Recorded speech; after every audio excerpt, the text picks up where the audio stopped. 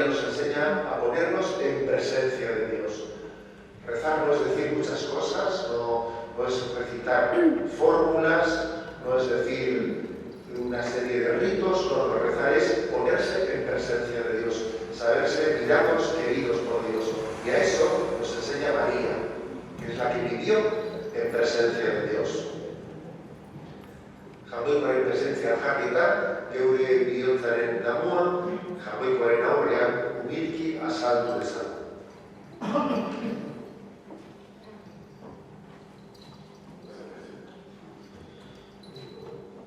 Jesus jauna, bihotz urratuak salbatzen abiralia.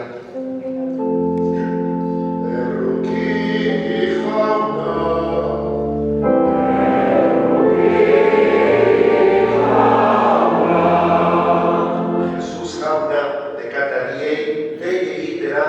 etorria. Kristo berruki,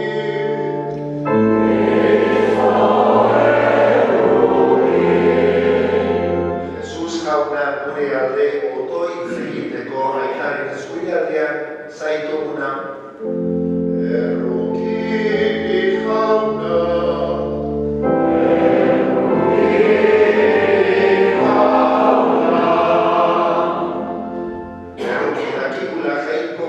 zaltzua eta gure pekatuak barkaturik eraman gaitzala betiko bizitzara, egin ezagun otoitz.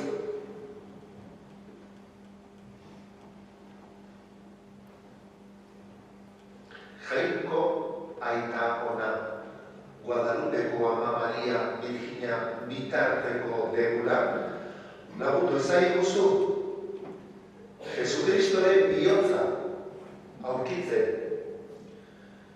Jesukristo gure jaunaren bitartez. Amen.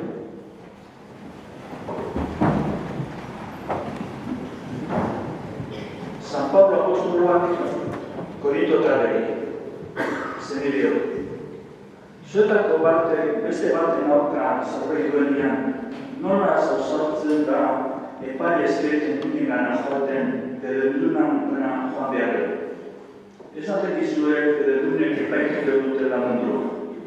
Eta mundua zuek epaitzeko hori bada, ez ote zerate gauza, horren gauza hauzi txikiak epaitzeko. Esaten dizue engenuk ere epaiteko ditugula. Zenbat gehiago bizitza ondoko gauza. Bizitza ondoko gora beretan hauzitik baldin batzuen, Elizaren begiatan ezerrez direnak egiten dituzue epaileak. Esan zerate lotzatzen. Esan da zuen artean inok zertzugunik, zeni irateko ziak erakezeko. Ez dut bai. Anaia roman ozitara, eta jarrantinen gana gainera. Dena dela, zuen artean hauzia izatea dela badanaiko oker. Ez aditzake hoge zuzentasunik ezajazatzea. Ez aditzake hoge duzuen atentzen ustea. Baina zeure zerate zuzentasunik gabeak, zeure lakurrek, eta hori zuen zenirek. Ez handakizue gaizkilek ez dute jangoikoaren dagain berritziko. Ez engaina zure burua. Jangoikoaren dagainoa ez dute iritziko ez arraintoiek, ez hasi jainko zabeek, ez ezmontza ozuterek, ez liburiek, ez solomitek, ez lakurrek, ez biruzarek, ez mozkorek, ez gaizki ezarek, ez da harrapatzaileek ere. Hori izan zerate zudenago, baina garbitok izan zerate santua eta zuzentasuna egizit duzue. Jesucristo gure jaunaren izenean eta gure jainkoaren espirituari esker. Jaunak izan.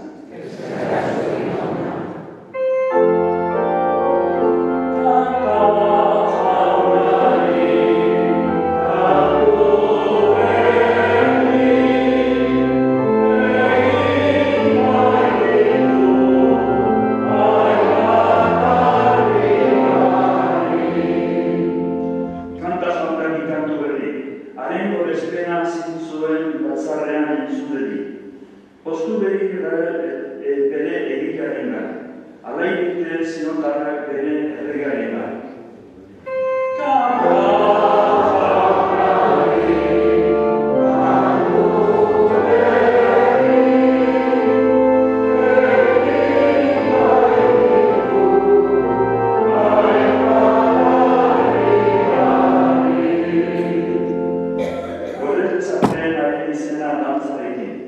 Begionte gotatzaren zalabai eta kintarekin.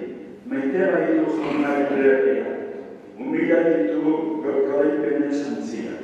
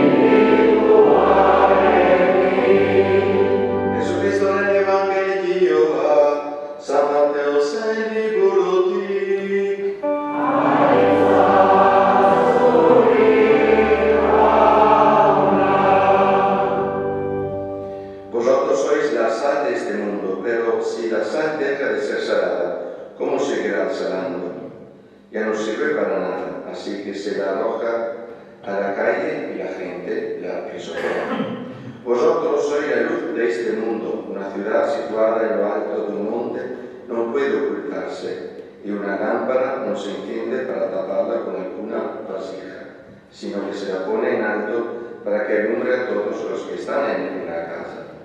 Del mismo modo, procurad que vuestra luz brille delante de la gente, para que, viendo el bien que hacéis, Jauna Kesana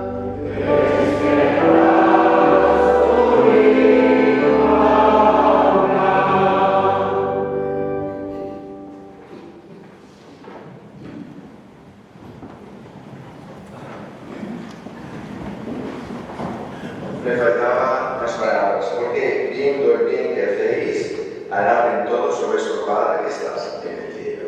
Está el final del Evangelio.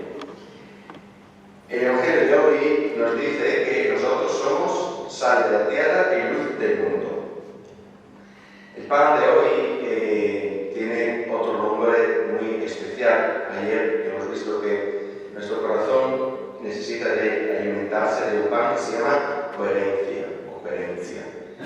Hoy vamos a ver otro pan, otro tipo de pan muy interesante para nuestros corazones. Antes de hablar sobre ese, os cuento un cuento. Hay un midrash que utilizaban los judíos para hablar sobre ese tipo de pan. Ese cuento cuenta de que había una familia que tenía un burro, que era el padre, la madre, un hijo de 12 años y un burro. Y visto que el hijo había tenido unas enfermedades, ellos decidieron de viajar un poco para enseñarle a este hijo que era el mundo, etcétera, etcétera. Entonces empezaron este viaje, entonces visto que el hijo estaba un poco enfermo, se puso el hijo encima del burro. Entonces empezaron a andar y llegaron en un pueblo y la gente decía, pero estos padres van a criar ahí un hijo muy caprichoso porque mira el hijo sobre el burro y ellos andando, que padre es poco listo, ¿no? Entonces, claro, los padres, oyendo eso, bajaron el hijo del burro y la mujer dijo, ven a su marido, puedes ponerte tú porque tú también estás un poco enfermo, ¿no? Y entonces, claro, el padre se puso sobre el burro y siguieron y llegaron a otro pueblo y la gente dice, ¿qué hombre tan machista? Tiene ahí un hijo y una mujer, y él, ¿qué piensa de ser? Se pone sobre el burro. Entonces, claro, ellos, oyendo esto, se preocuparon y decían, bueno, si puedes bajar del burro. Entonces decidieron de poner a la mujer, ¿no? Bien. Y se fueron y llegaron a otro pueblo. En ese pueblo empezaron a decir, pero esa madre que no se da cuenta que tiene un niño ahí que parece medio muerto, ella sobre el burro y el niño andando. Entonces, claro, ellos oyendo esto, han dicho, bueno, aquí es mejor que nadie se suba al burro, ¿no? Entonces empezaron a andar y llegaron en otro pueblo, estaba el burro con estas 3 personas andando. Y los del pueblo dijeron, pero estos 3, ¿cuánto tontos son? Tienen un burro y nadie aprovecha de eso. Entonces, claro, ellos, los rabinos, contaban esta historia para explicar este concepto. La verdad no está en las bocas de los demás, la verdad está en el corazón de cada persona. Ellos sabían por qué uno estaba en el burro o no. Entonces, claro, los rabinos siempre seguían. La verdad para nosotros es entender cuál es la verdad de Dios sobre el ser humano, sobre cada persona. Y la verdad de Dios está dentro del corazón de cada persona. Es interesante, en la Biblia hay 2 palabras más o menos para explicar qué es la verdad. La verdad en hebreo se dice emet, y emet es la raíz de la palabra para decir también algo de sólido, firme, seguro. Y también está relacionada a la promesa que Dios ha hecho a los hombres. Entonces, la verdad es que Dios quiere salvar a los hombres, a todo el ser humano. Y es interesante que en otro lugar, en el Nuevo Testamento, la verdad se dice aletheia, en griego, que significa revelar que la promesa que Dios ha hecho. Y esta promesa nosotros la hemos vista con Jesucristo. Entonces, la verdad de Dios hacia cada persona es que Dios te quiere, tanto que Él ha enviado a su Hijo. Y la revelación de eso es la cruz de Cristo. Entonces, hermano, el pan de hoy se llama verdad. Y la verdad que tenemos que poner en nuestro corazón, ese pan que hoy vamos a comer, es eso, que Dios nos dice cada día, yo te quiero. Yo te quiero. Corazón, en la Biblia, la palabra corazón sale 860 veces. Y se utilizan unas cuantas palabras para decir corazón, pero 2 son muy importantes. La palabra más que se utiliza es lev. El lev en hebreo significa también centro, lo que hemos dicho los primeros días. Centro, o también nefesh, que significa o alma o vida. Entonces, el corazón es el centro, es el alma, es la vida de cada persona. Y la verdad de Dios está en el centro, en el alma, en donde surge la vida de cada persona. Entonces, esto nos dice que es importante saber cuál es la verdad de Dios. Porque sabiendo cuál es la verdad de Dios, nosotros podemos entender el sentido de nuestra vida o la fuente de nuestra vida. Y la verdad es que Dios nos quiere. Es por eso que en el Evangelio Él nos dice, tú eres el sal de la tierra. Sal significa que tu vida tiene sentido, sabor, sentido, que tú no eres uno entre la multitud, no, tu vida tiene sabor. Si tú no puedes vivir bien, tú vas a quitar un poco de sabor al mundo, entonces tú eres importante. Y dice que tú tú eres la luz del mundo, y sin tu luz, el mundo tiene menos luz. Esto es fenomenal.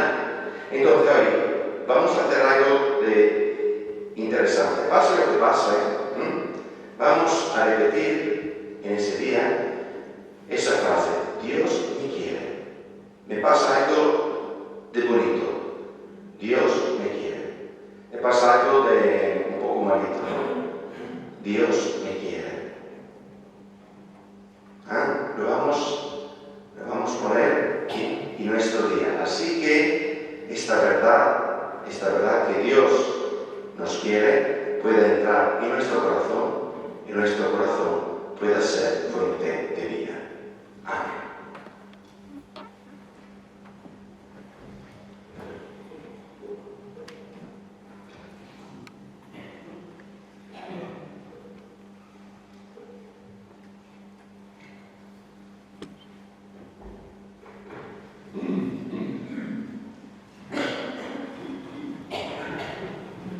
Jarraiko aitari, gure eskariak, zuzentuko dizkiegu, Jesucristoren bitartez, ama baita ere bitarteko dugula.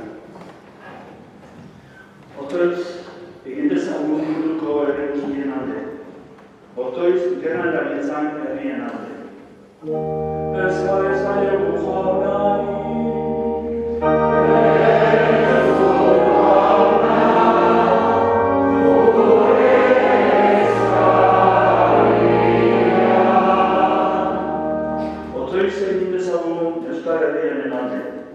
beren bizitzari estimaziorik ez diotenen alde. Ez zaiogu jaunari,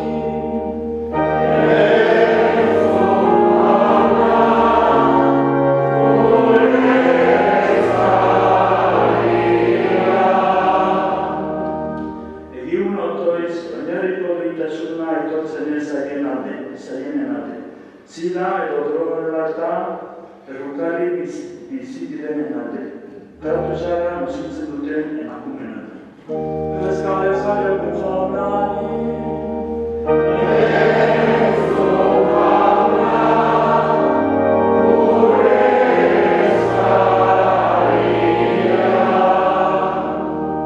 egimun otoiz geure alde, gure zenide eta aizkeren alde. Otoiz gure egitakoen alde. Ez zaiogu jaunari,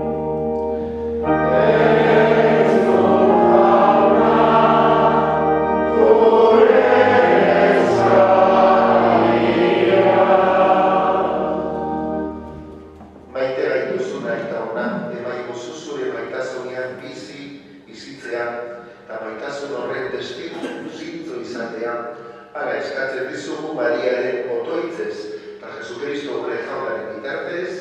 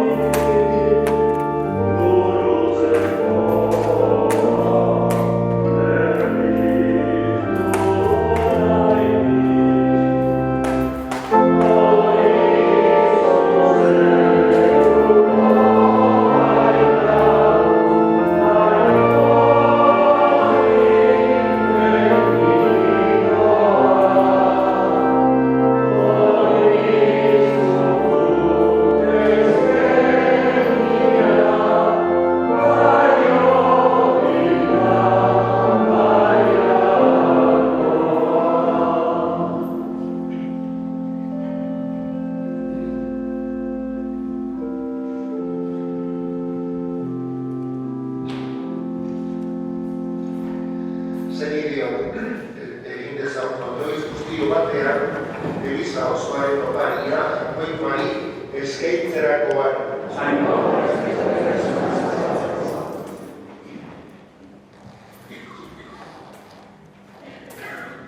Emaiguzu jauna zure zerbitzeari hori, zeruko jainkoaren doaina, Maria Virginia zure semearen ama, egin zenuenean, gure salpamenaren hasiera izan genuenok, haren jaiotza ospatzean bake osoa iritzi dezagun Jesukristo gure jaunaren bitartez. Jauna zuekin.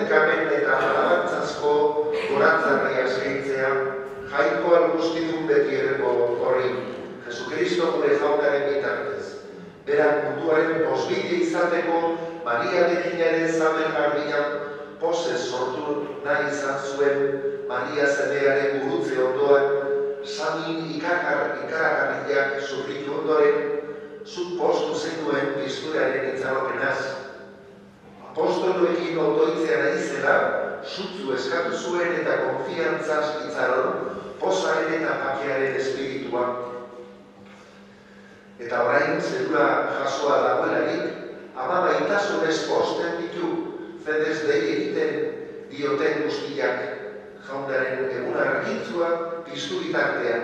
Horregatik, aingeru eta santu guztiekin zure aintza goresten dugu kantatuz.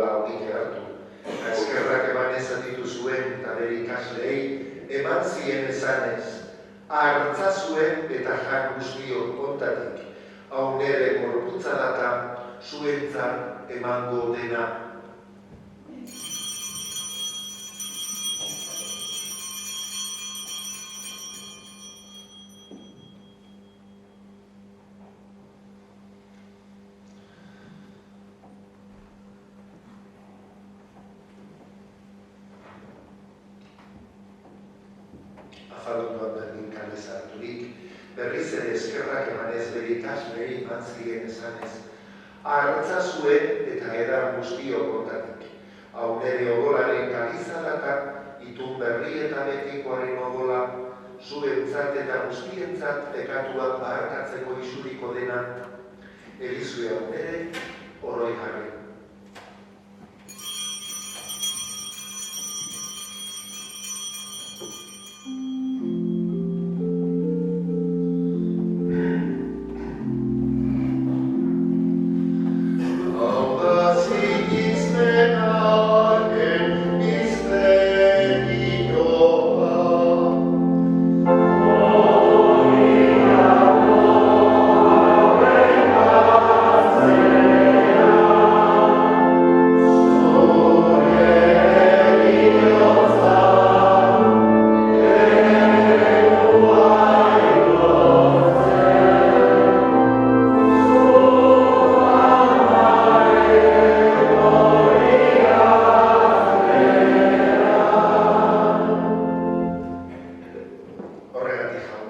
zure semearen eriotza eta piztuera gogoratuz biziaren ogina, eta salbamenaren kaliza eskentzen dizkizugu, zuri eskerrak emanez aldarian, zure zerbitzari onartu gaituzulako.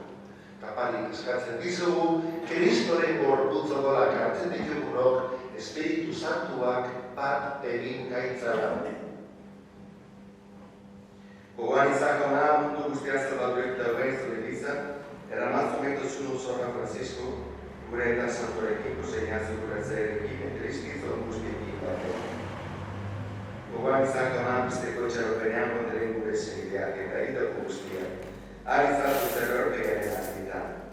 Errukizak izkikuaren guztiok pitiko pritzitzea eritxe dezagun, gau ekurena maulieko atxoarekin, aposto santuekin, eta gizaldi guztietan zure elizkide izan diren santuekin.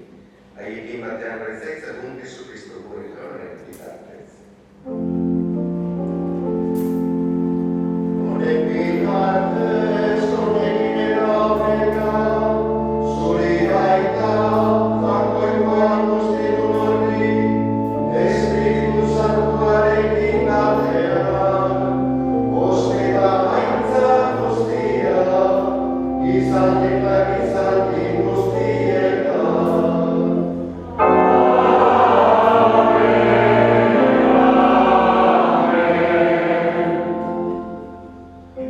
Salbatzaileak agintuta erakutziarik jarraituz, beldur gabe kanta dezagun.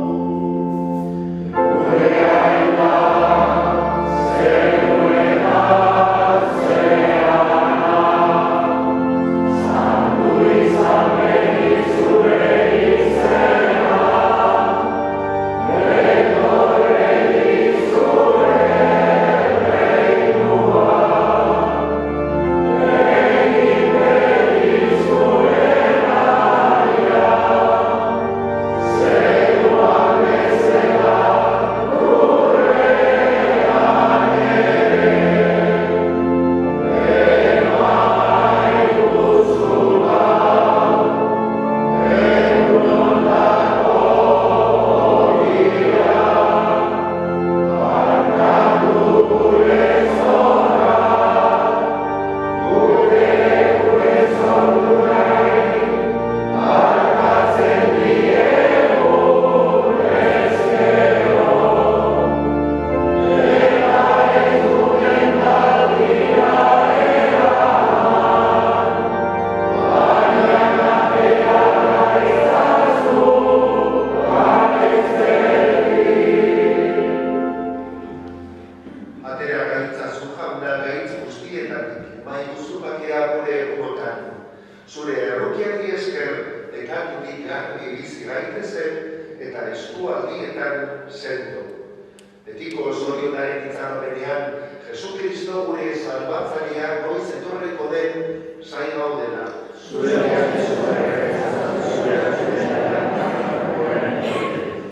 Jesu Kristo gure jauna, zure sagrada apostoluei, bakea usten dizuen bere bakea baten begira zure Elizaren sinismenari eta ez gure pekatuei eta zure gogoa dan bezala, eman zure Elizari bakea, eman batasuna, errege bizi baizera gizaldi eta gizaldietan, jaunaren bakea beti zuekin. En este momento de la Eucaristía hacemos este signo de comunión fraterna. Nos predicaba Lucio ese relato sapiencial de esa familia que ese burro que iban caminando y que recibían críticas de una forma y de otra forma no sabían cómo acertar. Yo creo que si el siguiente paso hubiesen decidido subirse todos encima del burro, hubiesen dicho pobre burro, hubiesen dicho, porque seguro que hubiese habido una mala interpretación. Y yo creo que el momento de la paz de la Eucaristía es un momento para decir: vamos a pedir a Dios la gracia de no juzgarnos, de no estar interpretando mal al prójimo.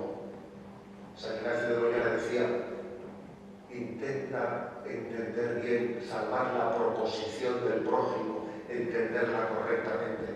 Que el Señor nos dé la gracia de renunciar críticas a juicios sobre nuestro prójimo. Que Dios nos dé la gracia de la comunión fraterna. Emaio zuen bakean garri, Daos fraternalmente la mano.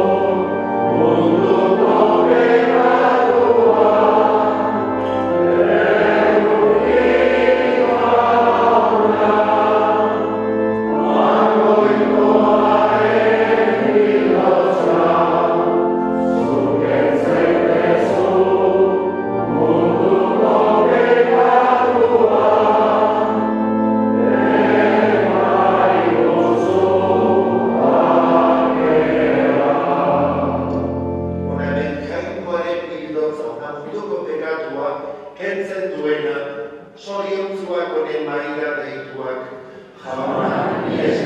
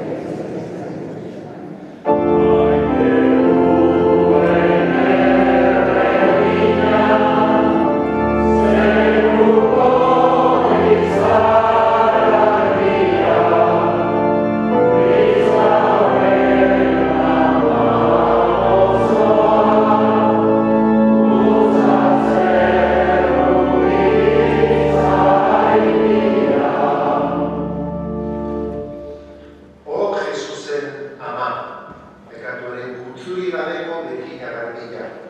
Zu ama errukitzua izan zinean gizonentzat, eta orain zeruan honen bitartekorik indartzuena zera. Guk eskerrak ematen dizugu gure amodioz, jaizkibelgo mendi honetan agertu nahi izan zegoenako. Eta sigismen osoan gaude, zure bitartez, grazi eta mesede asko egingo izkigula. Batez ere, gure kristau bizitza sendotzako doaina emango digula. Argaitzazu, Maria, zure babezean, zure zeberik leialenak izan nahi dugu. Zergaitzazu inez daudenak, lagundu ezaiozu itzazoko baga azarratuen artean dabiltzan marinel gaixoei, ez zaitez astu eriotzako garatza eskuan daudenekin, erruki zaitez purgatorioko anima bedenkatuekin, itzuli itzazu gure beri errukitzuak, zure honran bederatzen hau egitera egiran guztion gara, gure egun apurak igarotzean, betikotasun guztian zurekin bizi daitezen.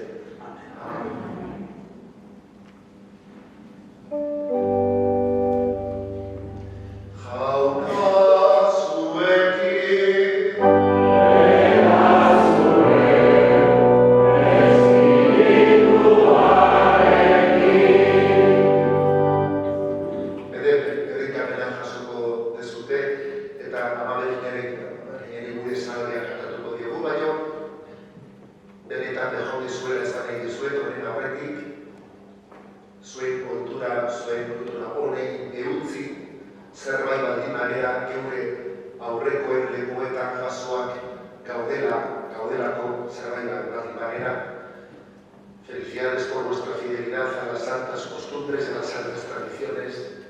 Si somos algo es porque estamos sobre los hombros de los que nos han precedido y nos han entregado la fe con una belleza tremenda, como también se vive en esta novena. Felicidades por vuestra fidelidad y seamos constantes y perseverantes, porque tenemos que recordarnos una y otra vez que Dios nos quiere en toda circunstancia. Eta horretarako amabekina lagun dugu, jamoikoaren maitea delako. Beden kazaitza dela jamoiko alboz